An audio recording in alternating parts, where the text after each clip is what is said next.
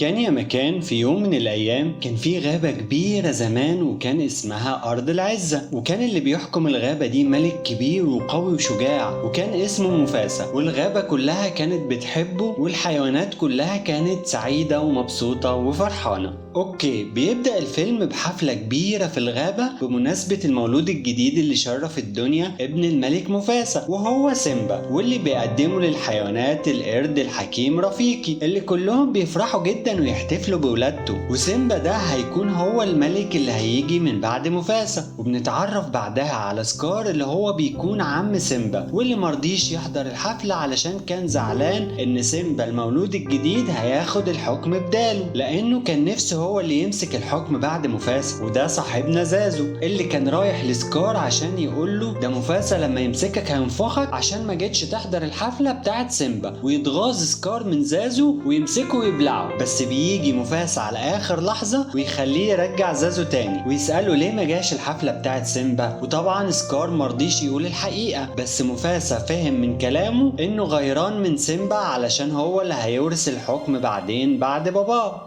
وفي يوم من الأيام بيصحى سيمبا بدري وبيصحي باباه مفاسة عشان يتمشوا مع بعض، وبياخدوا مفاسة على صخرة عالية ويوريله الغابة كلها ويقول له الأرض دي كلها بتاعتك، وفي يوم من الأيام هتبقى أنت الملك عليها كلها. ويسأله سيمبا على مكان بعيد ضلمة، فبيحذره مفاسة وبيقول له ده مكان بره المملكة بتاعتنا وده مكان خطر واوعى تروح هناك مهما حصل. وبعدها بيلعبوا هما الاتنين مع بعض وبيتدرب سيمبا على الصيد على زازو صاحبهم. وبعدها بيقابل سيمبا عمه سكار وبيحكي له سكار عن المكان الضلمة وبيقول له انه مش خطر ولا حاجة، وكمان بيعرفه ان اسم المكان ده مقبرة الافيال، وكان بيشجعه يروح هناك علشان كان عايز يتخلص منه علشان هو اللي يورث الحكم. ويروح بعدها سيمبا لنالا صاحبته ويقول لها انا عرفت مكان جديد ممكن نلعب فيه، واستأذن امه علشان يروحوا المكان ده، وطبعا خبى عليها انه بيتكلم على مقبرة الافيال. فبتوافق كارا بس بشرط ياخدوا زازو معاهم.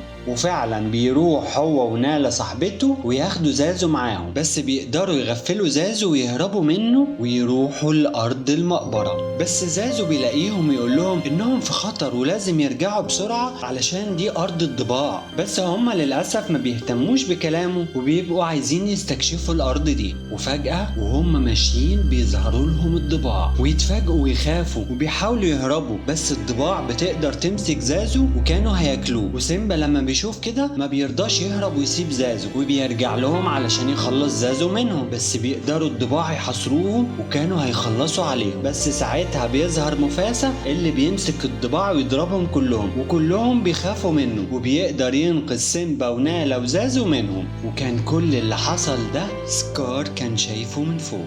وطبعا مفاسة بيزعل جدا من سيمبا انه ما سمعش كلامه وبيأنبه على اللي عمله، وبيندم سيمبا جدا وبيتأسف له، فبيسامحوا مفاسة وبيلعبوا هما الاتنين مع بعض. وبعدها سكار بيهزق الضباع وبيزعق لهم وبيقول لهم انه بعت لهم سيمبا لحد عندهم وهم ما عرفوش يخلصوا عليه، ويتفق معاهم على خطة يقدروا يخلصوا بيها على مفاسة الملك، وهي انه ياخد سيمبا وسط الغابة ويوصي الضباع يجروا ورا قطيع كبير من الحيوانات علشان الحيوانات تخاف ويجروا ناحية سيمبا علشان يموتوا سيمبا في طريقهم. ويجري سكار بسرعة على مفاسة ويقول له الحق سيمبا هيموت، وفعلا يجري مفاسة بسرعة عشان يلحقه ويحاول على قد ما يقدر يوصل له من وسط القطيع، ويقدر بصعوبة جدا ينقذه ويرفعه على صخرة. وبعدها بيحاول ينقذ نفسه هو كمان ويتعلق في صخرة تانية عالية، وبيطلب من سكار يساعده، بس سكار طبعا بيكون مستني اللحظة دي وما بيرضاش يساعده، بل بالعكس ده بيمسك ايديه ويرميه من فوق علشان يقع مفاسة وسط القطيع، وللأسف بيموت مفاسة. وبيجيله سيمبا وبينادي عليه وبيقول له قوم يا بابا، بس للأسف ما بيردش عليه مفاسة. وبيجي سكار لسيمبا ويقول له انت السبب في موت ابوك، وبيقول له انت لازم تهرب قبل ما عيلتك تعرف اللي حصل واللي انت عملته. وفعلا بيخاف سيمبا وبيفكر ان هو السبب وبيهرب ويسيب الغابة. وسكار مش بيسكت على كده، ده بيقول للضباع يجروا ورا سيمبا ويخلصوا عليه، بس بيقدر سيمبا يهرب بصعوبة جدا منهم. والضباع فكرت انه كده خلاص سيمبا مش هيرجع تاني خالص ارض العزة، واتفقوا انهم ما يقولوش لسكار انه هرب. وبعدها يستلم سكار الحكم ويقرر انه يبدأ عصر جديد تتعايش فيه الاسود مع الضباع، وهو يبقى الملك، ومش بس الاسود هم اللي يحكموا الغابة لوحدهم. ويبقى سيمبا هربان في الصحراء لوحده وبيتعب من كتر الجري، وكمان بيتلموا عليه الطيور الجارحة علشان ياكلوه. بس مين اللي بيلاقوه بيجروا عليه؟ تيمون وبومبا اللي بيقدروا يبعدوا كل الطيور. وفي الاول تيمون بيبقى خايف من سيمبا، بس بومبا بيقول له حرام عليك، ده يخوف، ده كيوت وصغير وغلبان. ويقرروا يفوقوه علشان يعرفوا ايه حكايته. بعدها بيفوق سيمبا ويلاقوه زعلان وحزين، فبيسألوه انت ايه حكايتك يا جدع انت؟ فبيقول لهم مفيش حاجة، ويسيبهم ويكون عايز يمشي لوحده. بس هم ما بيرضوش يسيبوه، وبيعرفوه على مبدأهم في الحياة، هاكونا مطاطا، واللي هي حكمة نغمها لذيذ، ارمي الماضي اللي يغيظ. ويعرفوه ان هو ده شعارهم في الحياة، وانه لازم ينسى الماضي. وبيعلموه حكمتهم الشهيرة، لما الدنيا تديك ظهرها ادي ظهرك للدنيا. ويقول له بومبا عندك مثلا انا كانت ريحتي معفنة لما كنت صغير، وبالرغم من كده كملت حياتي عادي ومهمنيش تنمر الحيوانات عليا. ويبتدي سيمبا بعد المحاولات دي كلها يفك كده ويفرفش شوية، وكان طبعا جعان وعطشان، وابتدوا يدوله حشرات من اللي هم بياكلوها. وبيكون سيمبا قرفان جدا بس بياكل علشان كان جعان. وبتعدي الأيام والشهور والسنين، وبيكبر سيمبا وبيبقى أسد كبير زي مفاسا. وبقيوا هما التلاتة أصدقاء جدا وملهمش في الدنيا غير بعض. بس الحال بيكون اتدهور خالص في أرض العزة، والدنيا بقيت خرابة خالص. وزازو بعد ما كان مساعد الملك سكار كان حبسه وكان مخليه يغنيله. وبيكتشف القرد الحكيم رفيقي إن سيمبا لسه عايش، وبيفرح جدا لما بيعرف كده. وفي ليلة من الليالي يكونوا هما التلاتة سهرانين، والسما كانت صافية ومليانة بالنجوم، وكل واحد فيهم بيقول ايه هي النجوم دي بالنسبة له. وبيقول لهم تيمون ده دبان منور لازق في السجادة الزرقاء اللي فوق دي. بس سيمبا بيفتكر كلام مفاسا على انه في السما في ملوك عظماء بيبصلنا من فوق، وبيزعل ويسيبهم ويقوم ويمشي. ويجي تاني يوم ويكون تيمون وبومبا مبسوطين وبيرقصوا وبيغنوا، وكانوا خارجين علشان يصطادوا. وفجأة تهجم عليهم أسدايا، بس بيجي سيمبا على آخر لحظة ويتخانق معاها علشان يخلصهم منها. بس بيكتشف وسط الخناقة إنها نالا اللي كانت صاحبته وهم صغيرين. وبيفرحوا جدا هما الاتنين لما بيعرفوا بعض بعد السنين دي كلها. وبيعرفها سيمبا على تيمون وبومبا أصحابه، وبتقول له نالا إن سكار قال لهم إن سيمبا مات، واللي المفروض أنت يا سيمبا الملك، ولازم ترجع علشان تحكم المملكة بتاعتك. ويكون سامع الحوار بومبا ويقول لسيمبا جملته المشهورة سيادة الملك أنا بطاطا تحت رجليك.